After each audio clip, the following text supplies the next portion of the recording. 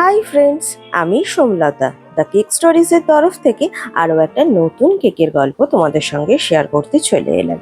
তো প্রত্যেকবারই তো একদম প্রথম থেকে তোমাদের সঙ্গে কেকের গল্প শেয়ার করি, যে কিভাবে আমি ক্রাম কোটিং করছি, কিভাবে কেকটা তৈরি করছি, সেটা সবই শেয়ার করি।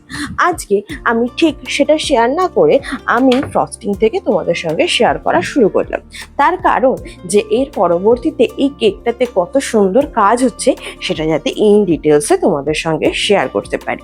সব সময় তো ওটা তোমরা দেখোই, ওটা জানো যে আমি কিভাবে তৈরি করি, তাই এই ক্ষেত্রে আর দেখালাম না। হ্যাঁ, আর একটা কথা বলে দিই, এই কেকটার লেয়ারে যে ক্রিমটা ছিল, লেয়ারে কিন্তু কোনো ক্রিম ছিল না, ডাইরেক্ট চকলেট গানাচ ছিল, মিন্স পিওর চকলেট, যেখানে কোনো রকম ক্রিম ইউজ হয় না। গানাচ তৈরি করতে গেলে যা প্রসেস হয় সেই প্রসেসটা মেনটেন করি, বাট আলাদা করে কোনো কিন্তু হুইপড ক্রিম ওটার মধ্যে হয় না।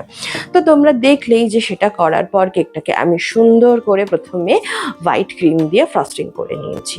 তারপরে এইখানে একটা পিস্তা কালারের ক্রিম কিন্তু চাপিয়েছি। পিস্তা কালারের ক্রিম কিন্তু তোমার নর্মালি পাওয়া যায় না, এটা কিন্তু মিক্স অ্যান্ড ম্যাচ করে করতে হয়। তাও সেইভাবেই কিন্তু মিক্স অ্যান্ড ম্যাচ করে করেছি। আরও আরেকটা জিনিস টিপসে তোমাদেরকে বলি, এই হোয়াইট কালারের ওপর যখন তোমরা কোনো কালারফুল ক্রিম লাগাবে, সেটাকে কিন্তু খুব বেশি স্ক্র্যাপিং করবে না, তাহলে কিন্তু ওপরের লেয়ারটা ফুল উঠে গিয়ে ভেতরের কিন্তু হোয়াইট লেয়ারটা ফুটে উঠবে। কোনো জায়গায় যদি একটু অল্প ক্রিম থেকে যায়, তখন কি হবে কি বলো তো, ফ্রিজে যখন তোমরা ঠান্ডা করবে, ঠান্ডার সাথে সাথে কিন্তু ভেতরের হোয়াইট কালারটার ওপরে প্যাচ হিসাবে আসতে শুরু করে দেবে। সুতরাং ভেতরের হোয়াইট ক্রিমটাকে প্রপারলি স্মুথ করে ভালো করে ঠান্ডা করবে, করার পরই কিন্তু বাইরে কালারফুল ক্রিমটা লাগাবে, অ্যান্ড সেটাকে বেশি স্ক্র্যাপিং করবে না। প্রপারলি আগের লেয়ারটাকে প্রপারলি স্মুথ করে ঠান্ডা করার জন্য কিন্তু বাইরের লেয়ারটাও খুব স্মুথ হবে, বেশি স্ক্র্যাপিংও করতে লাগবে না। কিন্তু তুমি যদি ফিনিশিং না করো, তাহলে তো স্ক্র্যাপিংটা করতে হবে।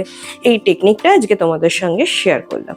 তারপর তো দেখলেই যে ওই পিস্তা কালারের থেকে একটু বেশি ডিপ কালারের পিস্তা কালার দিয়ে সেই জিনিসটাকে আবার সুন্দর করে বিডিং করেছি, এটাকে বিডিং বলা হয়। তার উপরে সুন্দর সুন্দর ফুল করেছি, কালারফুল ফুল করেছি।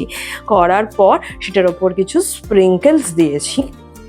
অবভিয়াসলি হোয়াইট পালসটা আমি দিয়েছি। আমি যেমন রেজিনও পালস দিতে খুব পছন্দ করি, তেমনি কিন্তু আমি কেকেও পালস দিতে পছন্দ করি। অ্যান্ড এটার ওপরে কিন্তু পাইপিংয়েই হোয়াইট কালার দিয়ে কিন্তু হ্যাপি বার্থডে কথাটা লেখার ফন্ডেন্টের নামটা লিখেছি। অবভিয়াসলি এই কেকটাকে আরেকটু সুন্দর করার জন্য কিন্তু পেপার প্রিন্টেড বাটারফ্লাইও দিয়েছি। তো তোমরা যদি এরকম সুন্দর সুন্দর কেক নিতে চাও, তাহলে কিন্তু অবভিয়াসলি আমাকে ইনবক্স করতে হবে।